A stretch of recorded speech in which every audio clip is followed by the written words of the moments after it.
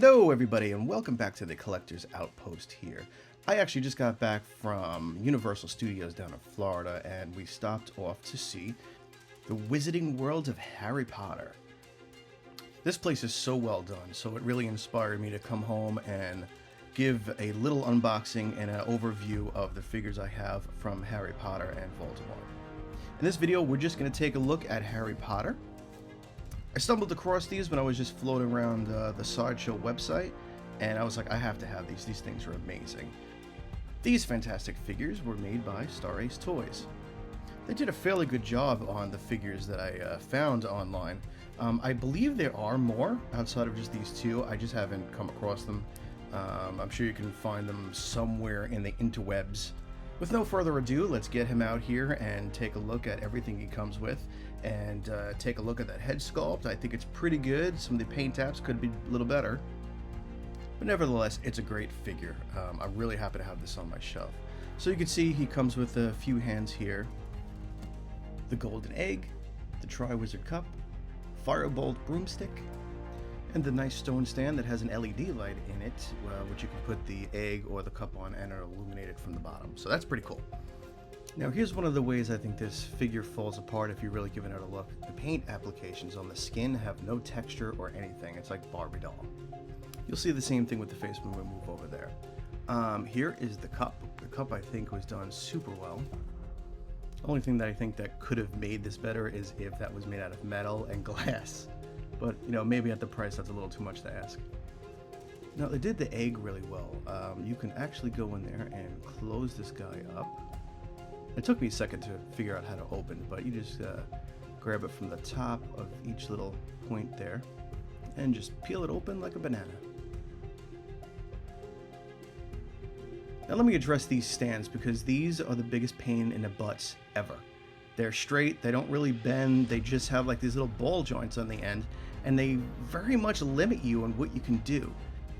There's a few here because they give you an extra one so you can actually balance him on the broom while he's flying. I just haven't done that, so I wound up just doing it like this, as you can see, put him in a little clamp in the back, and set up a pose. Alright, let's punch in and get a good look at the detail we have going here. The sneakers are fantastic. We got a nice zipper up the pants. The work on the broom is really, really good. That almost looks like a regular broom there. They've got some texture on the wood, some decent paint, nice gold. Then we'll move up the back of the figure where you can see Potter popped on there. It's really nice. Now let's talk about this head sculpt, because I think they did a fairly good job on it. The only thing is that I do wish that there was more skin texture. That's it. It looks a little too dollish for me. There's not a lot of shading or anything to really push it along. From right here, I see it a lot more than I do at the other angle. Overall, I think they did a really good job. What do you think? Here's a side-by-side. Let me know down in the comments. Do you see enough of likeness of Harry Potter in this figure? I think it's fine. I think it works for me. Alright, let's take a closer look at the stitching work, which I think is done fantastic, and they have the little logo there on the side, which we'll take a peek at. But the material they use is really nice. It's almost silky-ish, if you want to call it that. Had a close look at the little emblem over here. Great work on that. Star Ace even went as far as giving some nice texture on the material they use for the red shirt underneath to really bring it to life. And let's not forget the star of the show, the wand, because you're not a wizard unless you have a wand. And these are thin, so you have to be really careful with it, because if you handle these things the wrong way, they are snapping in half like a twig. No joke, I feel like they're maybe 20 hairs thick. Alright, I think that's a wrap for the Triwizard Harry Potter from Star Ace. I think they did such a great job on this figure, and I am more than happy to have this on my display. I don't really have a lot of things from Harry Potter, even though I love that franchise. This is definitely something I needed on my shelf as soon as I came across this.